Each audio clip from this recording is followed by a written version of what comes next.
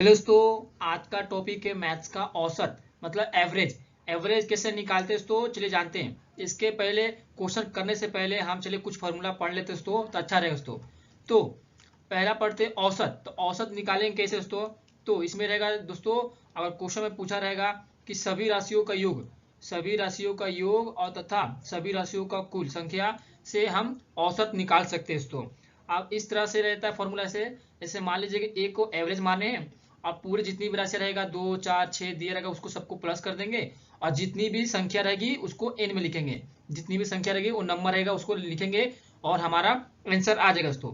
और दूसरा फॉर्मूला है दोस्तों, तो दूसरा है बोल रहा है कि यदि यदि पी राशि है, पी राशियों का औसत एम है, कोई भी दिया होगा कि पी राशियों का औसत एम होगा, क्यू राशियों का औसत एन होगा, तो इन दोनों का औसत क्या होगा। ऐसा अगर क्वेश्चन पूछ दिया तो हम इस फॉर्मूले से हम निकाल सकते हैं आंसर दोस्तों। पी जैसे कोई भी राशि हो, राशि को देंगे और फिर उसका मान कितना होगा वो देंगे, P into M plus Q into N, फिर उन दोनों का पी प्लस क्यू करेंगे तो हमारा आंसर आ जाएगा दोस्तों। चलिए दोस्तों अगला फॉर्मूला पढ़ते हैं हम। तो अगला फॉर्मूला बोला दोस्तों कि यदि पी क्यू और आर राशियों का औसत क्रमांक इतना दिया है, एम एन और एल दिया है, इनका औसत क्रमांक इतना दिया है, तो इन सब का औसत कितना होगा दोस्तों। ये ऐसा क्वेश्चन पूछ दिया तो हम कौन सा फॉर्मूला लगाएंगे दोस्तों। तो हम इस तरह से फॉर्मूले से लगाकर हम सॉल्व कर सकते हैं, P into M plus Q into N plus R into L plus, और फिर डिवाइड बाय कितना P plus Q plus R, इतना करेंगे तो हम ये क्वेश्चन को सॉल्व कर सकते हैं दोस्तों। चलो दोस्तों अगला फॉर्मूले के बारे में पढ़ लेते हैं हम। तो अगला फॉर्मूला बोला दोस्तों कि यदि दो दो असमान चाल P किलोमीटर घंटे की रफ्तार से जा रही है और Q किलोमीटर घंटे के समान दूरी तय कर रही है, तो उनका औसत ज्ञान क्या होगा, औसत क्या होगा दोस्तों। तो हम इस फॉर्मूले की वजह से हम इसको सॉल्व कर सकते हैं दोस्तों। P दो देखिए दोस्तों 2P इंटू क्यू और divide by P plus Q, अगर ऐसा क्वेश्चन पूछा तो हम इस फॉर्मूले से हम सॉल्व कर सकते हैं दोस्तों। चलिए दोस्तों और फॉर्मूले के बारे में पढ़ाई करते हैं हम। चलिए दोस्तों अगला करते हैं। तो अगला फॉर्मूला पूछ दिया दोस्तों, अगर क्वेश्चन पूछ दिया ऐसा कि यदि तीन असमान चाल पी क्यू आर किलो घंटे के समान दूरी तय करता है तो उसका एवरेज क्या होगा, मतलब औसत क्या होगा दोस्तों। तो आप इस फॉर्मूले से आप वो एवरेज निकाल सकते हैं दोस्तों। 3 क्यू इंटू आर इंटू ये कर सकते हैं और divide by Q plus Q R plus और आर पी प्लस, ऐसा करके आप इस फॉर्मूले को मतलब सॉल्व को सॉल्व कर सकते हो दोस्तों। चलिए दोस्तों अगला फॉर्मूला पढ़ते हैं। तो अगला यदि इस ऐसा क्वेश्चन पूछ दिया कि यदि किसी यात्रा में असमान दूरी भिन्न भिन्न अलग अलग समय तय करती है तो उसका एवरेज क्या होगा, मतलब औसत क्या होगा दोस्तों। तो आप इस फॉर्मूले से ज्ञात कर सकते हैं दोस्तों। औसत का चाल क्या होगा, तो कुल दूरी इंटू समय, ऐसा आप रहेगा क्वेश्चन तो हम इसको सॉल्व कर सकते हो ये फॉर्मूले से दोस्तों। आप कोई भी फॉर्मूला हो आप उसको लिख लीजिए दोस्तों, आपको आसान रहेगा सॉल्व करने में दोस्तों। तो अगला पूछ दिया P परिणामों का औसत m है, इनमें से Q राशियों का एक परिणाम को हटाकर R राशि का नया परिणाम जोड़ दिया जाए तो उसका औसत क्या होगा, उसका औसत क्या होगा दोस्तों।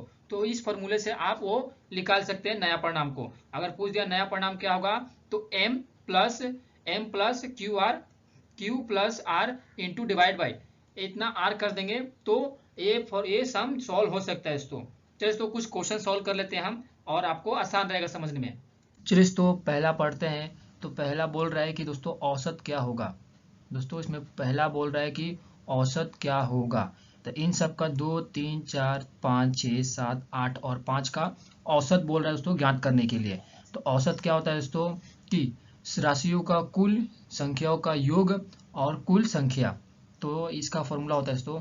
तो हमें देख सकते हैं कि राशियों का कुल योग मतलब सब राशियों को जोड़ देना है, जितनी भी संख्याएं हैं उसको जोड़ देना दोस्तों। और कुल राशियों कितनी है, कितनी राशियां दोस्तों, तो यहाँ पे 1 2 3 4 5 6 7 8 कुल कितनी है, कुल 8 है दोस्तों। तो हमें इनको जोड़ना है दोस्तों। तो दो अभी जोड़ते हैं, 2 3 5 5 3 9 9 5 9 5 14 14 और 6 20 20 और 7 27 27 और 8 35 35 और 5 40, कितना होता है दोस्तों, तो यहाँ पे दोस्तों हो रहा है 40। तो यहाँ पे इसे 8 का डिवाइड करेंगे तो 8 पचे कितना होता है दोस्तों, 8 पचे 40। तो इसका औसत क्या होगा, तो इसका औसत होगा B5। चलिए दोस्तों अगला प्रश्न करते हैं हम। तो अगला प्रश्न कह रहा है दोस्तों, तो अगला प्रश्न ये कह रहा है कि अमिताभ, यहाँ पे आप देख सकते हैं दोस्तों, अमिताभ ने एक क्रिकेट मैच में पहली पारी में 80 रन बनाए।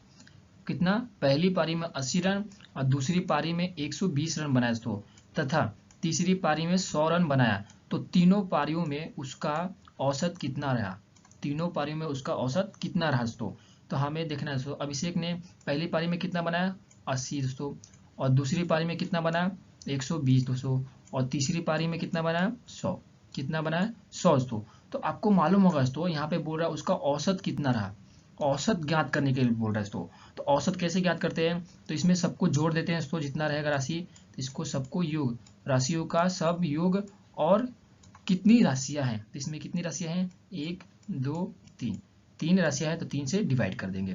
अब जोड़ते हैं 80 और 120 कितना होता है 200, और 200 और 100 कितना होता है 300 दोस्तों, कितना होता है 300। तो यहाँ पे 300 हो गया दोस्तों, और 3 से डिवाइड कर देना, कितना होगा 3 से डिवाइड करेंगे तो कितना होगा, यहाँ पे 100 हो जाएगा, कितना होगा 100 दोस्तों। तो यहाँ पे इसका आंसर होगा, यहाँ पे 100 दोस्तों, यहाँ पे 100 रहेगा दोस्तों, एक आंसर गलत हो गया दोस्तों, तो यहाँ पे 100 रहेगा, मतलब बी, आंसर बी होगा दोस्तों, मतलब 100 हो जाएगा यहाँ पे। दोस्तों अगला प्रश्न करते हैं हम। अगला प्रश्न है दोस्तों, अगला प्रश्न बोल रहा है कि एक परिवार में पति पत्नी की उम्र 10 वर्ष पहले शादी के समय 22 वर्ष थी। कितना वर्ष थी, 22 वर्ष थी। यदि उनका 2 वर्ष का पुत्र हो तो पूरे परिवार की वर्तमान वर्ष क्या होगा, पूरे परिवार की वर्तमान वर्ष क्या होगा। तो यहाँ पे प्रश्न बोल रहा है कि एक परिवार में पति पत्नी की उम्र 10 वर्ष, मतलब पति पत्नी है दोस्तों, ये 2 होंगे, पति और पत्नी इंटू 10 वर्ष, क्या बोल रहा है 10 वर्ष। 10 वर्ष पहले शादी के समय 22 वर्ष थी। कितना वर्ष थी, 22 वर्ष थी, मतलब प्लस करेंगे यहाँ पे। फिर पति पत्नी की उम्र कितना वर्ष थी, 22 वर्ष थी शादी से पहले। फिर यहाँ पे बोल रहा है कि उनका 2 वर्ष का पुत्र हो, 2 वर्ष का पुत्र हो, तो यहाँ पे पुत्र को भी लेंगे 2 वर्ष का। फिर यहाँ पे डिवाइड बाय 3 लिखेंगे, कितना लिखेंगे डिवाइड बाय 3। यहाँ पे 3 कैसे लिखे, तो यहाँ पे बोल देख रहे हैं 1 जोन बन रहा है, फिर 2 जोन, फिर 3 जोन, यहाँ पे 3 बातों हो रही है, तो डिवाइड बाय 3 लिखेंगे।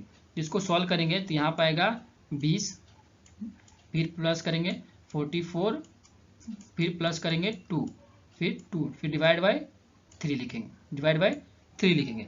फिर यहाँ पे टोटल सबका होगा 66 होगा, कितना होगा 66 डिवाइड बाय 3। यहाँ पे काटेंगे, आंसर आएगा कितना 22 वर्ष, कितना आएगा 22 वर्ष।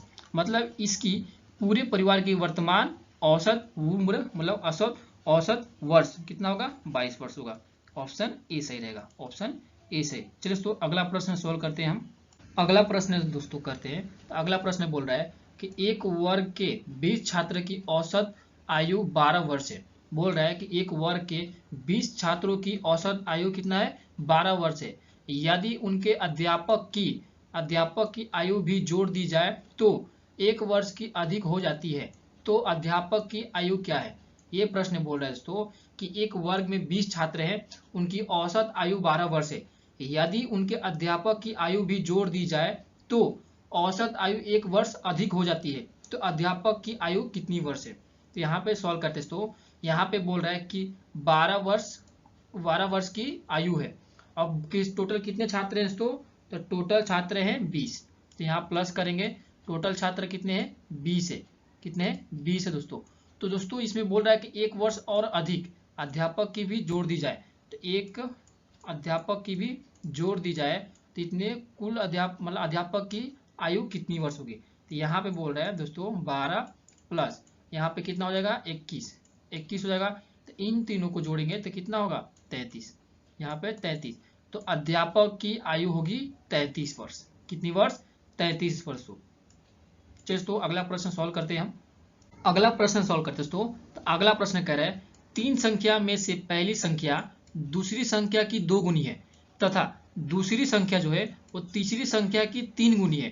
तो इन तीनों संख्याओं का औसत 10 दिया है, कितना दिया है 10 दिया है, तो सबसे बड़ी संख्या क्या होगी। ये प्रश्न बोल रहा है कि 3 संख्या दिया हुआ है दोस्तों, तो तीनों संख्या के पहली संख्या दूसरी संख्या की 2 गुनी है तथा दूसरी जो संख्या है वो तीसरी संख्या की 3 गुनी है। तीनों संख्याओं का औसत 10 दिया है, तो सबसे बड़ी संख्या क्या होगी दोस्तों। चलिए इसको सॉल्व करते हैं दोस्तों। यहाँ पे पहला बोला है 3 संख्या दिया है, 3 संख्या दिया है, इनको इंटू करेंगे। फिर उसमें बोला है 2 संख्या, कितना 2 संख्या दिया है। फिर उसके बाद 3 संख्या दिया है। उसके बाद इनके सबका औसत कितना दिया है, 10 दिया है। कितना दिया है, 10 दिया दोस्तों। फिर यहाँ पे बोल रहा है कि पहली संख्या की पहली संख्या है, तो 3 संख्याओं का पहली संख्या दिया है, इसकी 2 गुना करना। इसकी 2 गुना करेंगे तो यहाँ पे कितना होगा, 3 होगा। फिर प्लस करेंगे, फिर इसकी 2 गुना, तो इसका कितना होगा, 6 होगा। कितना होगा, 6 होगा दोस्तों। इन सब का सॉल्व करेंगे तो ये कितना होगा, 3 दूना 6, 6 दूना 18, 18 10, 180 हो जाएगा। कितना होगा, 180। इनको प्लस करेंगे तो ये 10 हो जाएगा, 10 हो जाएगा। ये काटेंगे पहला तो कितना होगा यहाँ पे 18। ये पहली संख्या आ गई हमारी, ये जो थी ये पहली संख्या। अब दूसरी संख्या बोल रहा है कि दूसरी संख्या यहाँ पे देगा, दूसरी संख्या 18 है, पहली संख्या 18 है, तो यहाँ पे बोला दूसरी संख्या की 2 गुनी, 2 गुनी दिया है। तो इनसे काटेंगे तो कितना होगा यहाँ पे 9 बचेगा। कितना बचेगा, 9 बचेगा। फिर तीसरी संख्या बोल रहा है कि तीसरी संख्या की 3 गुनी, तो यहाँ पे तीसरी संख्या मिल गया, मिला ना कि नहीं। तो यहाँ पे 3 काटेंगे तो फिर यहाँ पे 3 गुना बोल रहा है, तो यहाँ पे कितना आएगा, 3 दूना 3 3 9 होगा दोस्तों। कितना होगा, 9, मतलब 3 बड़ा तंग। इसमें सबसे बड़ी संख्या क्या है, 18। इसमें सबसे बड़ी संख्या क्या है, 18। तो इसका आंसर क्या आएगा, सी आएगा। क्या आएगा दोस्तों, सी आएगा। चलिए दोस्तों अगला प्रश्न सॉल्व करते हैं हम। अगला करते हैं दोस्तों, तो इसमें बोल रहा है अगला कि दो संख्याओं का औसत कितना है, m है, और पिछले से एक संख्या n है, तो दूसरी संख्या क्या होगी। तो दूसरी संख्या क्या होगी दोस्तों। तो यहाँ पे आप देख सकते हैं दोस्तों, बोल रहा है कि दो संख्याओं का औसत, दो संख्याओं का औसत क्या है दोस्तों। तो दो संख्या मतलब क्या होगी कि 2m, दो संख्या मतलब 2m होगा। और यहाँ पे बोल रहा है दोस्तों पिछले से एक संख्या, पिछले मतलब क्या होता है दोस्तों, आगे मतलब माइनस होता है दोस्तों। क्या होता है, पिछले, आगे का नहीं बोला है, आगे मतलब जोड़े, और पिछले मतलब क्या होता है दोस्तों, माइनस। तो यहाँ पे बोल रहा है दोस्तों कि पिछले से एक संख्या, तो पिछले से एक संख्या क्या है, n है, और यहाँ पे क्या है, पिछले बोल रहा है, पिछले दोस्तों। तो पिछले में क्या लगता है दोस्तों, माइनस लगता है, पिछले माइनस लगता है। तो दूसरी संख्याओं का योग क्या होता है, तो दूसरी संख्याओं का क्या होगा, तो दूसरी संख्या का ये होगा दोस्तों 2m माइनस n होगा। क्या होगा, 2m माइनस n होगा। और यहीं पर दोस्तों बोला है पिछले, आगे की एक संख्या क्या होता है, आगे मतलब क्या होता है दोस्तों, प्लस करना, और यहाँ पे बोला है पिछले, तो यहाँ पे माइनस होगा दोस्तों। तो इसका आंसर क्या होगा, ए होगा। दोस्तों इस वीडियो से आपको कुछ भी सीख मिला हो तो इस वीडियो को लाइक और सब्सक्राइब जरूर करें, अपने दोस्तों के साथ शेयर जरूर करें, और उनको भी बोले सब्सक्राइब करने के लिए दोस्तों चैनल को, और इससे रिलेटिव वीडियो मिलते रहेंगे आपको दोस्तों। धन्यवाद दोस्तों।